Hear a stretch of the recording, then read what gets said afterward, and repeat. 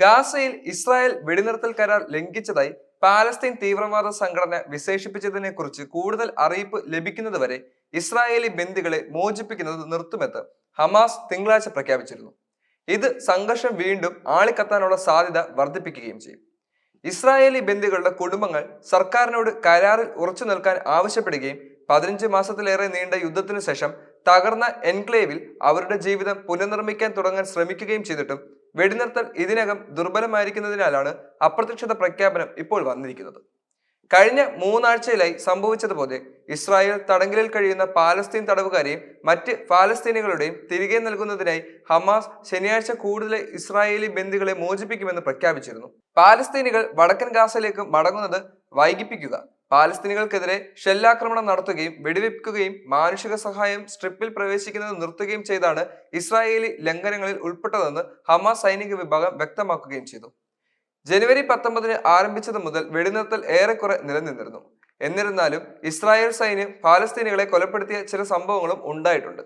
Hamas മോചിപ്പിക്കാൻ ഉദ്ദേശിച്ച ബന്ദികളുടെ പേര് വിവരങ്ങൾ നൽകുന്നതിൽ കാലതാമസം വരുത്തി. വെടിനിർത്തലിന് ശേഷം ഗാസയിലേക്കുള്ള മാനുഷിക സഹായത്തിന്റെ അളവ് വർദ്ധിച്ചതായി വിവിധ ഏജൻസികൾ പറയുകയും ചെയ്യുന്നു.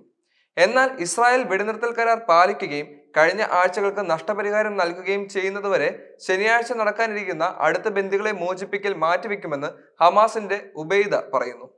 ഹമാസിന്റെ പ്രഖ്യാപനം വെടിനിർത്തൽ കരാർ ലംഘിച്ചുവെന്നും ഗാസയിലും ആഭ്യന്തര പ്രതിരോധത്തിനും ഏറ്റവും ഉയർന്ന തലത്തിലുള്ള തയ്യാറെടുപ്പിൽ ആയിരിക്കാൻ സൈന്യത്തിന് നിർദ്ദേശം നൽകിയിട്ടുണ്ടെന്നും ഇസ്രായേൽ പ്രതിരോധ മന്ത്രി ഇസ്രായേൽ കാറ്റ്സ് പറയുന്നു. പ്രധാനമന്ത്രി ബെഞ്ചമിൻ നെതന്യാഹു സുരക്ഷാ കൂടിയാലോചനകൾ നടത്തുന്നുണ്ടെന്നും ഒരു ഇസ്രായേൽ ഉദ്യോഗസ്ഥർ പറയുന്നു.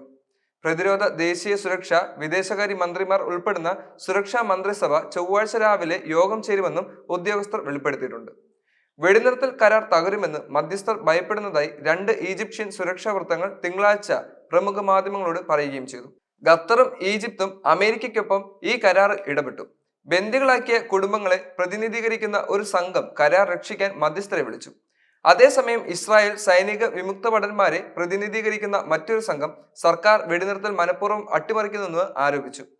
കരാറിന്റെ ആദ്യ 42 ദിവസത്തെ ഘട്ടത്തിൽ മോചിപ്പിക്കപ്പെട്ട 33 ബന്ദികളിൽ 16 പേർ ഇതുവരെ നാട്ടിലേക്ക് മടങ്ങിയിട്ടുണ്ട്. കൂടാതെ 5 തായ് ബന്ദികളെ മോചിപ്പിച്ചു.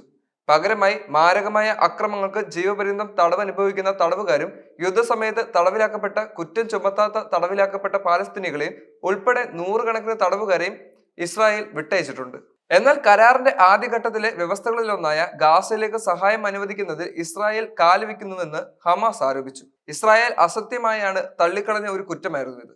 ബന്ദികളെ മോചിപ്പിക്കേണ്ട ക്രമം ഹമാസ് പാലിച്ചിരുന്നും റെഡ് ക്രോസിന് കൈമാറുമ്പോൾ വലിയ ജനക്കൂട്ടത്തിന് മുന്നിൽ മോശം പ്രകടനങ്ങൾ നടത്തിയെന്നും ഇസ്രായേൽ ആരോപിക്കുകയും ചെയ്തു.